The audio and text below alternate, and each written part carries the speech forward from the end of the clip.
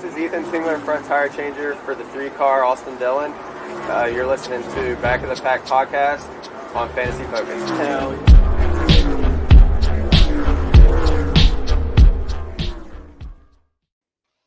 What is up, everyone? Welcome to episode number 21 of the Back of the Pack podcast here on Fantasy Focus, brought to you by the original Hooters. Ryan Levy here with my boy Alex Freeman, post Coca-Cola 600, headed into the Alsco 500. Did I say that right, Alex? I think you did. It was a long race on Sunday, a little bit of rain, a little bit of long runs, but I'm excited for the race tomorrow, hoping we get a little bit more action. Yeah, I mean, that was like a marathon. I was doing Fantasy Focus stuff all day, doing a little recruiting on the couch, and I started watching it pretty early in the day, and I don't remember what time it ended. I'm on the West Coast, but my wife was like, "Are you really still watching the same race?" I mean, it was like all day. It was sneaky, man, because there was, right after it started, there was an hour and a half delay. So that on top of a 600-mile race, which is the longest of the season, that the time added up quick. I think here, it wrapped up around midnight, 12:30 in Chicago, so yeah. It was probably touching 2 on the East Coast. So it's a real late race, but again, with NASCAR being back, I'm excited to see product on the track. Although it wasn't as eventful of a race as a Darlington throughout, it had its moments. The end was a shocker. While the results didn't fall the way we wanted to, there's a lot to talk about from the race and some of the things that happened to explain for all the fans. Yeah, I gotta tell you, man, I came out of that race a little bit heated. In our own NASCAR pool, not to selfishly talk about our own drivers or whatever, but I was feeling really good. I had Bowman and Truex as 2 of my 4 random drivers. Bowman, I know, slipped all the way back to, I believe he finished in 19th, so he's a guy I got my eye on headed into Wednesday's race because we're starting with the inverted standings there. So I dig that, but outside of that, I am a huge Chase Elliott fan, and this is now 2 races in a row where this guy has gotten absolutely shafted.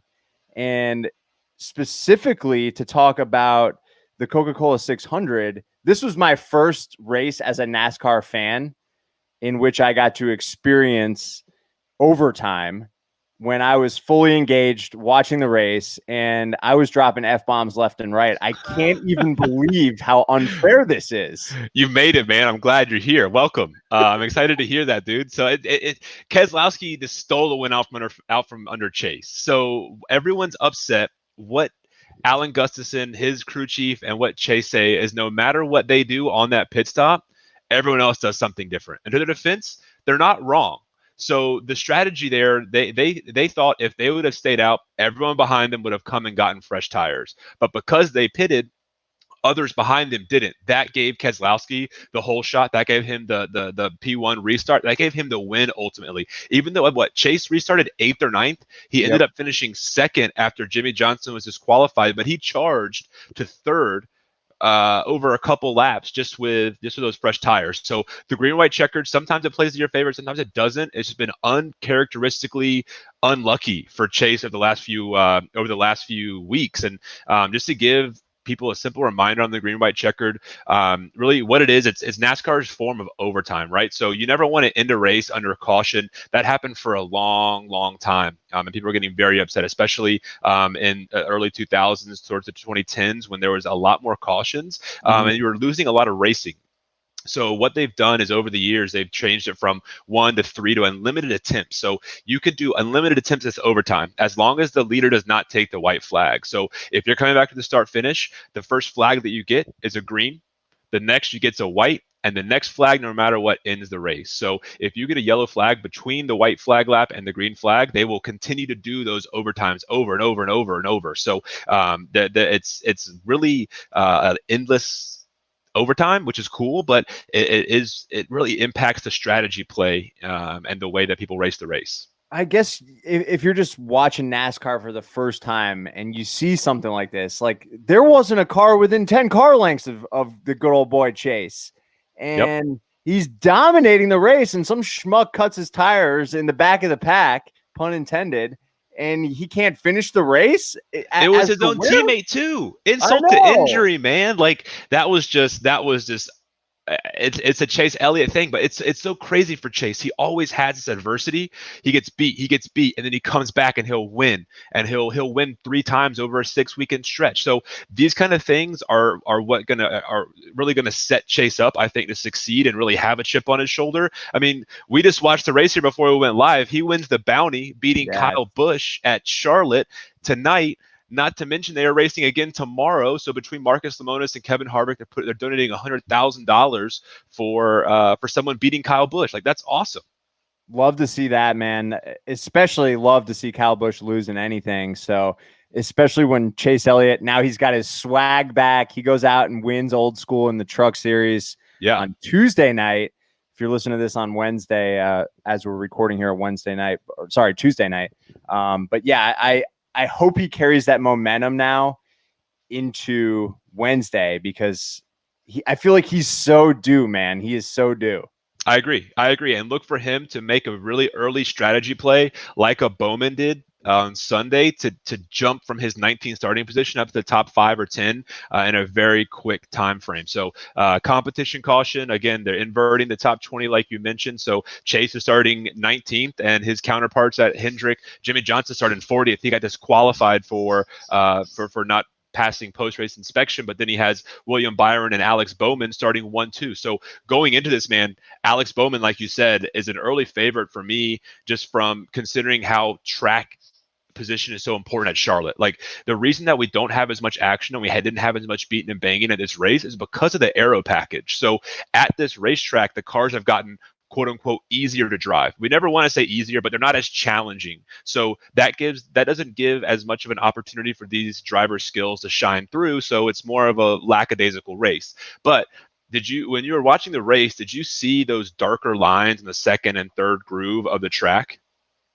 Yes. Did they put some of that funky substance on the track? So it's a combination of that, but not as much as that, like at these short tracks. What they do is they drag a tire dragon, and a tire dragon is literally a giant metal contraption that has 50 Goodyears on it, and they're just rubbing it over that area to rub more rubber into the surface. So they're trying to incentivize using that lane, just because over a 600-mile race, that traction compound would wear out so quick with those high speeds. So that race being a one groove racetrack produces a little bit boring races. So that's why they have the Roval now, man. So a lot of things that we've known about Charlotte, I think we put our blinders on because of Corona and not seeing racing in so long. I was fooled. I had my Corona goggles on, and I got fooled by the track big time. Oh man, that's interesting. I didn't know they were doing things like that with the rubber. And Victor down here says we made him $200 last week. So I love to see it. Hopefully you signed up on Monkey Knife Fight. And he says he's learning. Me too, man. I learn every single week on this show. So hopefully we can continue to win some money for you. But if you're just glad to hear from you, Victor. Yes. If you're just tuning in, make sure you sign up with our code FOCUSED when you deposit on Monkey Knife Fight, and you'll get yourself a $50 deposit bonus. Or you can just click on the link in the description of this video as well. But yeah, I mean, in regards to Bowman, starting at the top there, he's at plus 800. So he's the 4th most favorited driver to win on Wednesday night. So keep an eye on him for sure. What happened to my boy Denny, though? I did miss the beginning of the race. I didn't catch that part. Yeah, so even before the race started, Denny was in hot shit. So there was a very unique issue that happened when he was coming off the pit road onto the racetrack. So, of course, they had qualifying earlier in the day, right? Mm-hmm. Usually when you qualify, you use a different battery or a different kind of setup than you would on the race car during race setup, right? So in the exchange of parts or something, someone along the supply chain had some kind of fault in their process. He goes out on the track, comes up on to turn 1, and ballast comes out of his car. This is tungsten. This is like super heavy, dense metal, about 30 pounds worth of it. In the past, that's come out of cars and hit other vehicles and just totally destroyed them. So this metal is used to balance the car, assuming that all these drivers are different weight. When you go in to meet minimum weight, they put the different ballast on the sides of the cars back near the wheel wells to center the gravity while also making all the cars even weight. So this wasn't secured properly. This slides out of the car, results in driver and crew members being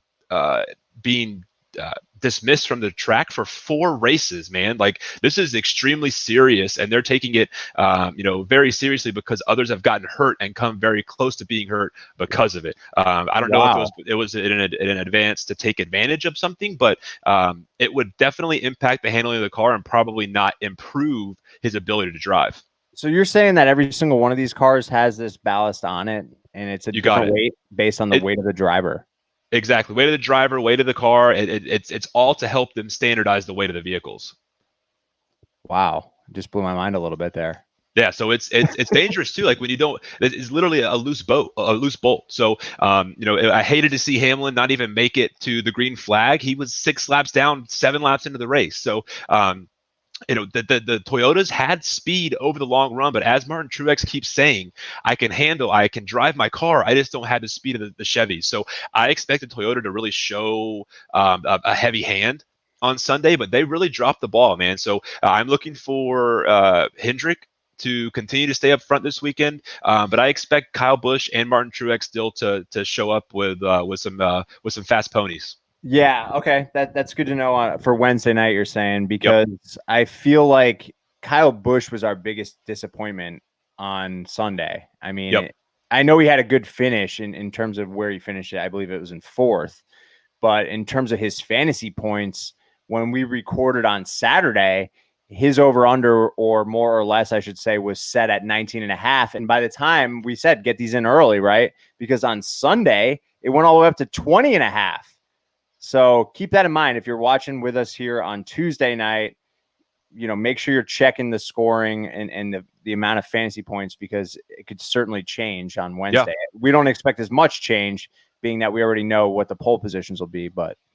Exactly. And to your point too, it's really unique to see these points and to forecast a driver like Busch to go up and lead laps. I was dead certain that Kyle Busch was going to lead laps in the Coke 600. We needed him to lead 20 or 30 laps to achieve our points. I thought that was very achievable, and the racing gods weren't having it. So it was a very uncharacteristic race for a number of the front runners. It was, nice to see strategy play out. It was great to see Bowman get up front and stay up front with 2 tires, but there wasn't enough parity in that race. Everything just worked too easily. And personally, I think they just need to soften up the rubber compounds. I don't know. They need to do something to give this track more character, because, again, they used to have 2 races at Charlotte. They took away 1 and made it into a road course because it was just so effing boring, dude. So I don't expect races like Charlotte to last long, because of how many voices like ours are out there in the Twitter and YouTube verse that get to talk about what they really feel like, and people in NASCAR are listening with open eyes and ears. So, I don't expect races like this to have a permanent stay in the sport for a long time. Yeah, I hear you on that. I mean, hopefully if they do, they won't be 600-mile races. Maybe make them a little shorter. I saw a couple folks talking about, hey, next year let's have a 600-kilometer race. Well, that's like a little bit over 400 miles. So like tomorrow is a 500-kilometer race. Well, that's 400 and some miles. So I think there's ways to appeal to not only the new fan, but also the tried and true fan. That race was just too effing long, man. We talked about this a couple weeks ago. What if the rain happened and like, you know what? We're going to watch this race. Let's get on iRacing. Everyone go back to their cars, go back to their rigs. Let's jump on iRacing. We're going to race for 2 hours. We're going to start as you guys rolled off the track. Right. And even the guys that are out, we're giving you a car again. Let's go have it. Like, that would be so kick ass. Yeah, I agree. I mean, there needs to be something done, because my concern now that I'm getting more into it, if people are just tuning into NASCAR for the first time ever, because it's the only thing on TV, and they tuned in on Sunday for the rain delay and the long race and the somewhat boring race, right? Did we lose them? You got one opportunity to make a good first impression. Yeah. Thankfully I had a good first impression as a kid, because, my dad was in the car business, and I've talked about my memories of Dale Sr. and I had actually been to some races when I was younger, but not everyone has that. So yeah, and see it. I do too. It hurts me as an advocate for the sport, as someone who wants the fan base to grow and diversify. It hurts me to think that this was someone's first impression. I hope and pray that Darlington last Sunday was their first impression, because that was a badass race. Even the Wednesday race was, or even the truck race a couple minutes ago, that was enjoyable. But just like some basketball games, some football games, you're gonna have some blowouts. You're gonna have Dolphins versus Steelers. You're gonna have some just snowballs. But at the same time, with a product that happens and happens so frequently in NASCAR and has such expensive products on the track, we need to improve the standards that we deem entertaining, I think. And that's going to include diversifying the racetracks, changing up these different components of NASCAR that we have come to know and love, and people are going to have to be okay with it to retain the existing fans while also appealing to new. Yeah, I agree with you 100% there. Troy Cole joining us again. Thanks for joining, man. Thanks for the love. He said too many people on live in this chat for just 2 likes. So come on in, and we'll get into our DFS picks here in a second. Tater was joining us from Twitch there. He said he likes Bowman as well. He was solid during the first 2 stages on Sunday. Yeah, agreed. Bowman's got some swagger, dude. Bowman is just like, he got a fresh haircut, he got a new sponsor, he inked a new contract, and he is big dick in it. Just plain and simple. That's what he's doing. I think he's just gonna flop it on the table. He's gonna win a couple races the remainder of the year. He's gonna be a strong contender going into the playoffs. I love it, man. I love a good underdog story too. I know he's not a big underdog, but plus 800. Yeah. Well, he's come from the underdog story, man. He was driving the back markers, and it's great to see him come up the pack and really develop as a driver here. So we talked a little bit about the race last weekend, talking a little bit about the race ahead here, but what are your thoughts aside from the favorites we've been talking about? When you look at the race, who are someone that you may think could be a sneaker in the top 3, top 5, or top 10 maybe? Well, I'm always, every single week I can talk about Chase Elliott and Denny Hamlin, so you don't want to hear that over and over again. I actually like Jimmy Johnson looked good. I know he was disqualified. I don't know why. Hopefully he wasn't cheating too bad, and his confidence wasn't killed. What did he get DQ'd for? Do you even know? So he had some kind of, it was either a ride height or it didn't fit the template. So these cars go through a lot of travel and a lot of change through the race, but there's some adjustments that can render these cars non-compliant, right? So it went through initially and passed, but upon post-race inspection, it didn't pass the same markers. So their assumption was that someone had done something illegally to manipulate the handling or the downforce, something of that car. So while he finished second, he got disqualified. A great points day turns into a shit points day. He's going to start 40th tomorrow, and he again didn't get any points for a hell of an effort like this weekend. So again, he's in a strong car, like we talked about. His teammates are really showing up, and there's a lot of strategy involved in this race. He has the potential to take that 40th place starting position and do something with it. Yeah, for sure. I also kind of like Eric Jones. I feel like he's been racing well lately. He's at plus 2,000, and he should be starting kind of in the middle, I believe around 10. So I feel like that pick. Oh, there we go. That's a sneaky pick. So we talked about Eric Jones a lot at Darlington. He's been around a good bit, right? So it's almost he almost has a Kurt Busch feeling to me. Kurt Busch is the guy that I always bet on when people don't talk about him for a couple of weeks, because he's just like in the bushes waiting to and just pounce. Eric Jones is the same way. He's someone who feeds off not being in the limelight. He's a very to himself kind of guy, but if he's got that good car, he can flex his muscle. And again, these guys are going to be at an extreme advantage to have had this experience on the racetrack on Sunday. Look for these drivers at these big teams to be able to make the most improvements on their vehicle from Sunday to Wednesday.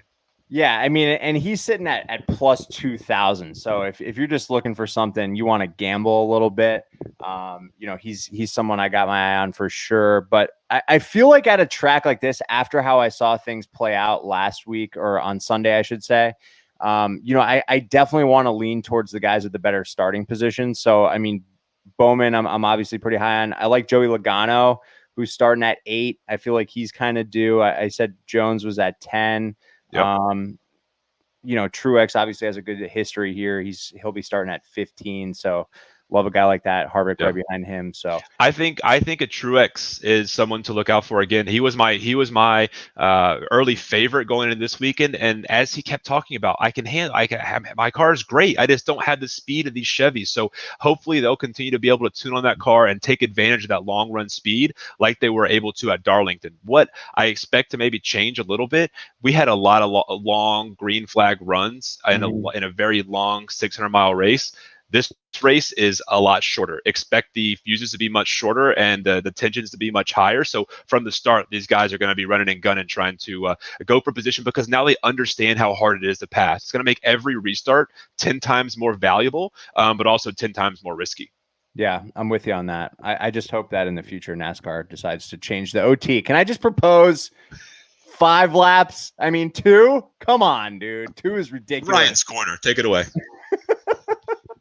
I agree. I want it to be more. I think there should be a 2-lap or 3. There's a happy medium between that, because again, these cars take a lap to get up to speed. When they get back to the start finish, they're barely even up to speed. So I think we can meet in the middle with some 2 or 3 lap overtime amendment, and we'll start the conversation here and see where it takes us. Yeah, that's it, man. Just retweet me NASCAR, because I'm pissed as a fan. It's just not enough time. It's not enough time, especially if you got unlucky. And I think what Elliott was at 8 or 9, whatever. I just can't get it out of my head.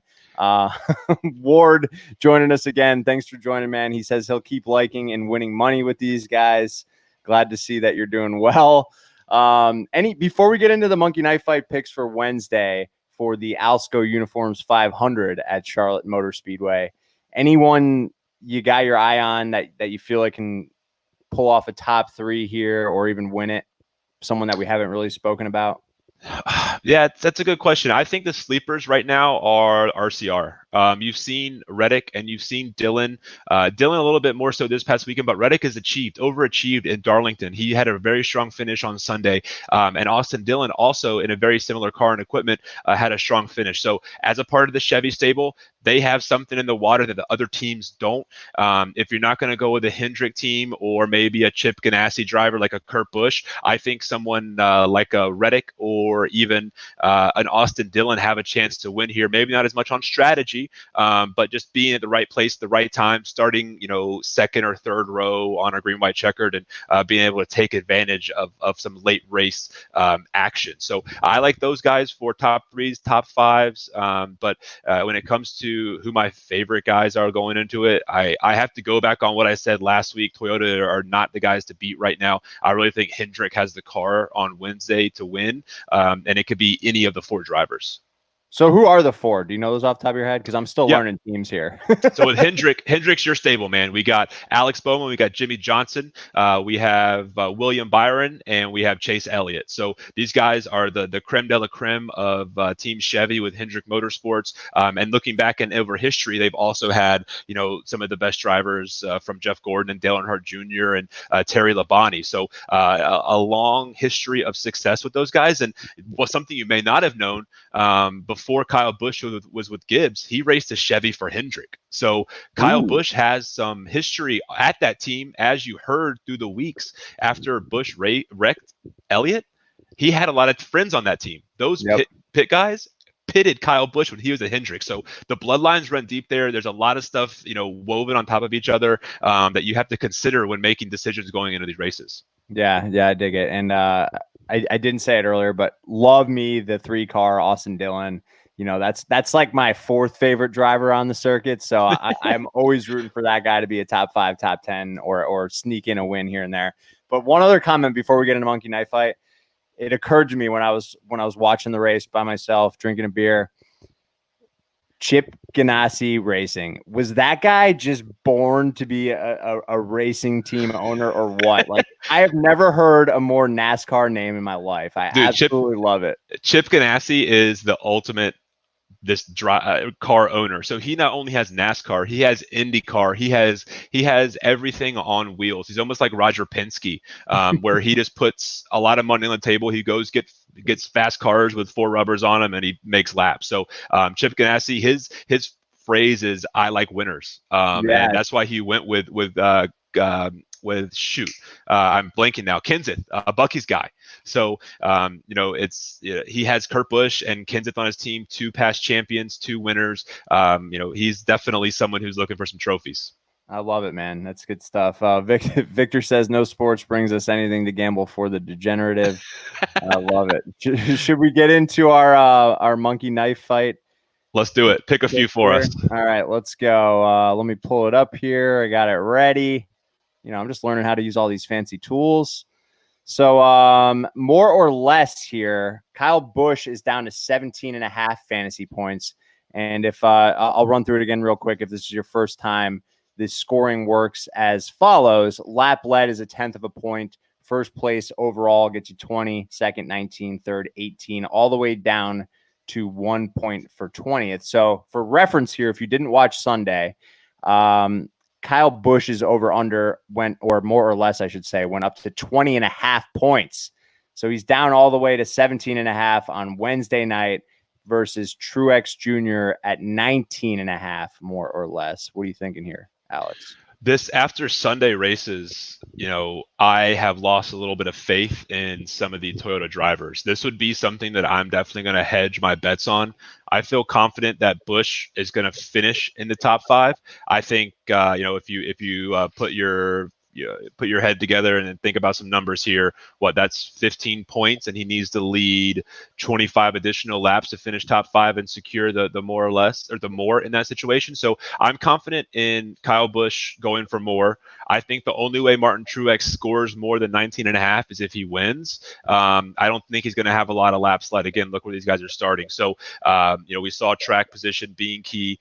These guys really got mired back in that 3rd through 7th position and just kind of floated around in the abyss for a while. So I'm going to go less on Truex, even though he is someone that I look at to be a front runner for a win. I'm going to stay less on him. I'm going to hedge this one with a more on Kyle Busch, less on Truex for a 10 spot, or double that to a 20 spot and hedge it with a less, with a $10 bet on less for Truex, a less for Busch.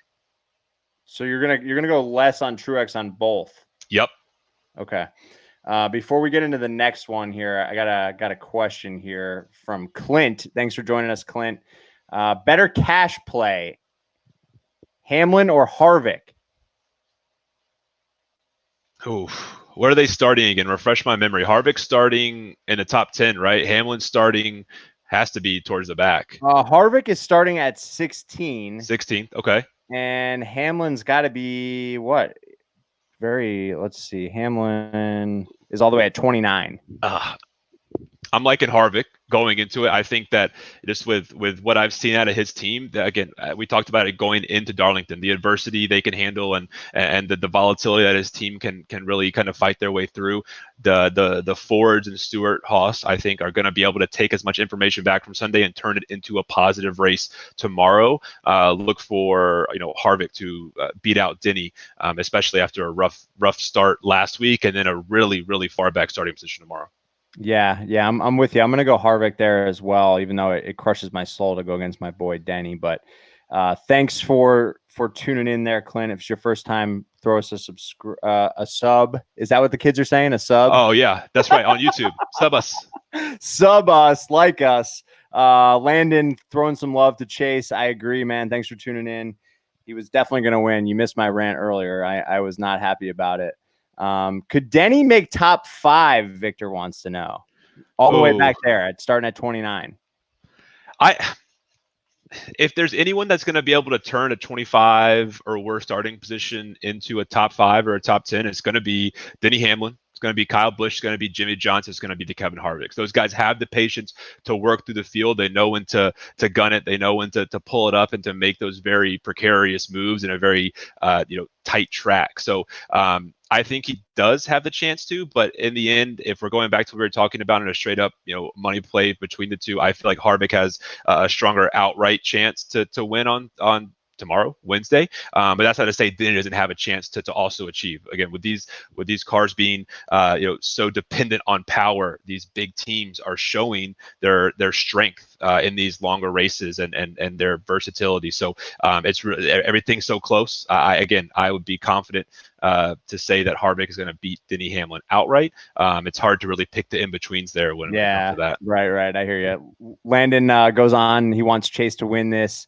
He's a Chase fan. He needs to win it. At least he won the 100K bounty versus Kyle Busch. Yeah, we love to see. How cool was that? It was How awesome. cool was that? And everyone was very quick and nimble to change the kind of structure. So to catch you guys and gals up who weren't aware, Marcus Lemonis, the CEO of Gander Outdoor Trucks, and then Kevin Harvick, of course, the NASCAR driver, they put up $50K at the beginning of the year for a Cup driver to beat Kyle Busch in the Truck Series. Initially, it was a cash prize. Now, due to the COVID situation, it's a donation to their preferred charity. But it's so cool to see that. That was a great race. Even some of those young guns up there at the end, really battling with Chase Elliott and Kyle Busch. So, free racing. I see it. Tuesday night racing. I call that free racing, boys. Hell yeah, man. I love it. All right. So let's go back to Monkey Knife Fight real quick. A rapid fire. If you've never played rapid fire, it's 3 times your buy-in for 10, win 30, but you got to go 3 for 3. So it's not easy. I can personally tell you that it's not easy because I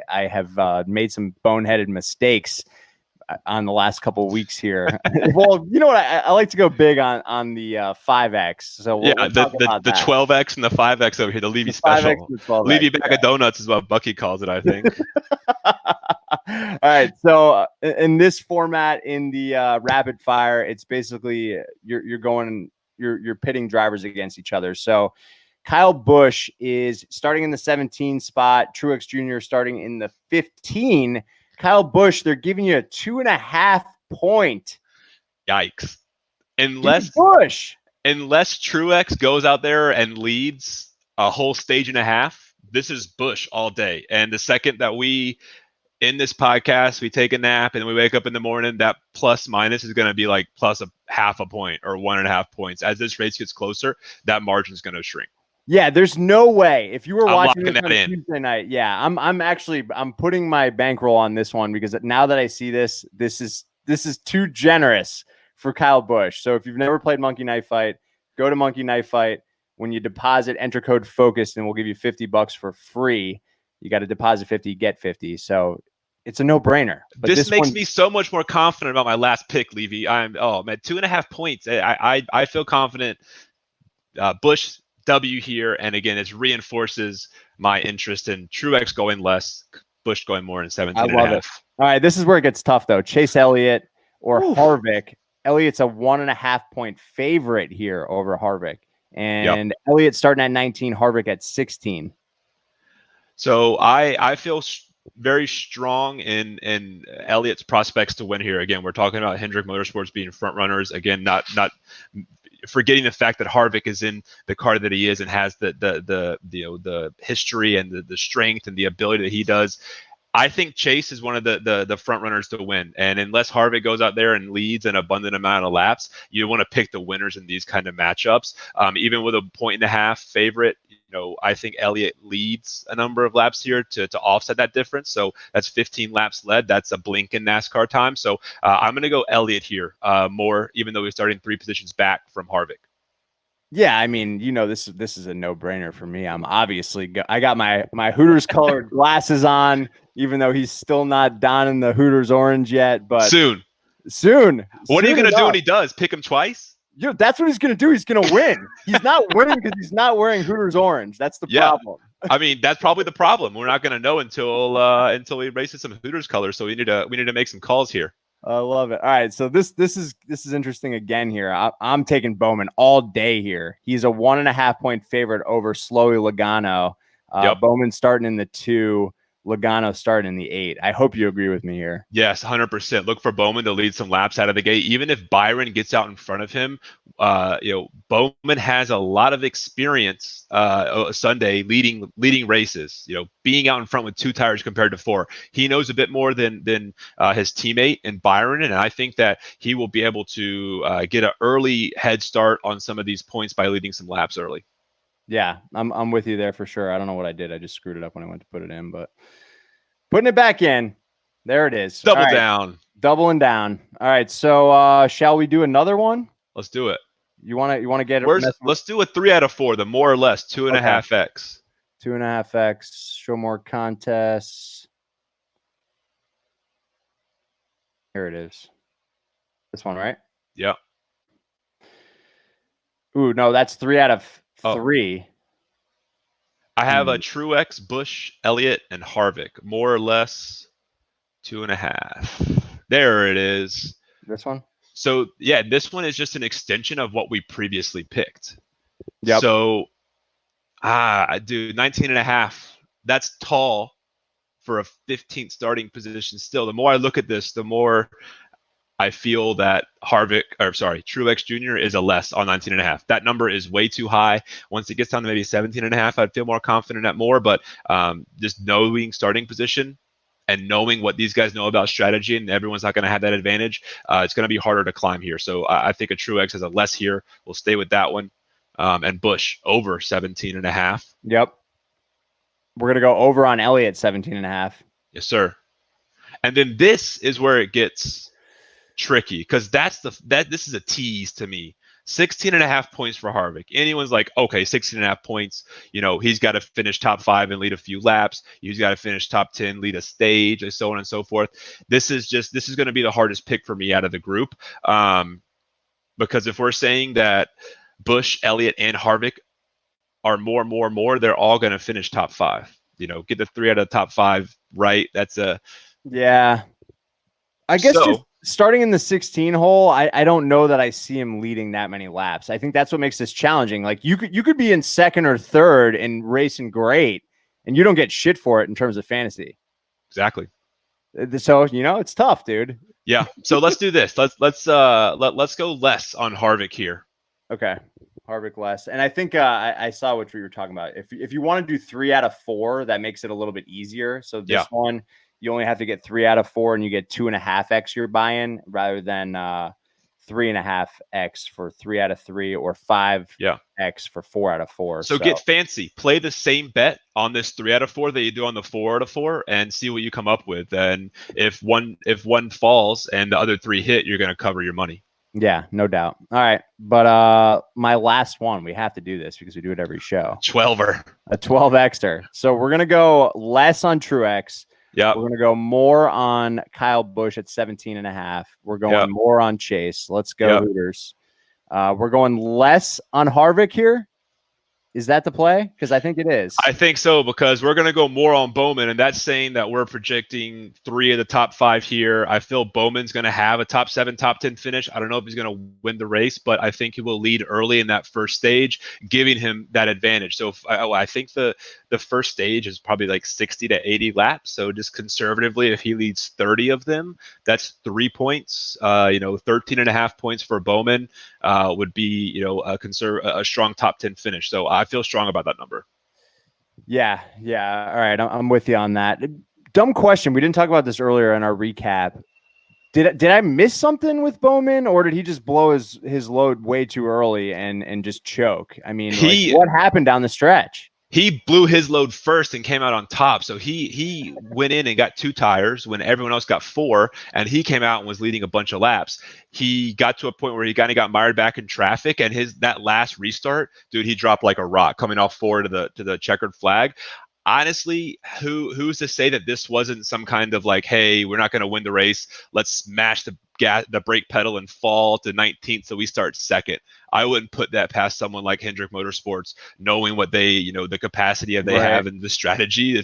If you're not going to win and you're a Bowman, you already have a win going into the year. So just fishtail it off the corner and finish 19th or 20th, and you're going to start first or second on Sunday, knowing what you already know going into the race. So I'm going to big brain this and say that was planned. And I think that's going to help him achieve his 16.5 strategy or fantasy points tomorrow. Man, getting philosophical there. That's deep. I like the mentality there, though. It makes sense because I feel like he just blew it out of nowhere. And I was like, dude, what are you doing? Like, coming off happening? The last turn, dude, there's fishtail.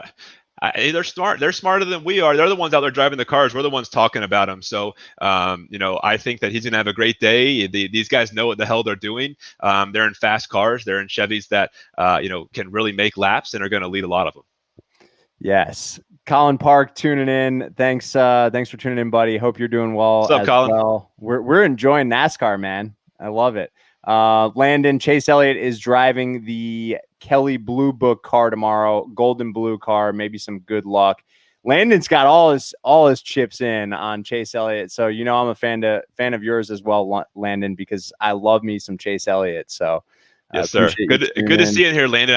I don't know if I'm thinking about Chase Elliott. The Kelly Blue Book car is really not one of my favorites. I think his Hooters cars. I can't wait for that blackout Hooters car, dude. The black and the orange. That's going to be sharp. I'm excited for these guys to get under the lights at Martinsville in a couple of weeks. Those are going to be.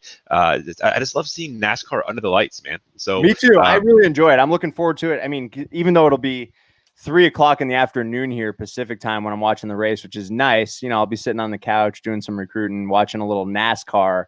So I can't complain. You guys will be watching it at 6:00 Eastern time. Alex, you'll be watching it at 5. But should be a good race. Thanks everyone for tuning in.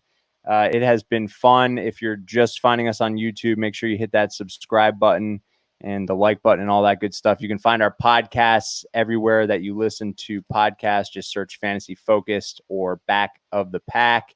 And on social media, you can find Back of the Pack, Back OT Pack. Tweet at Alex. He's the guru in picking you some winners. But appreciate the support, guys. It's been fun, and look forward to seeing you guys this weekend. Yeah, thanks.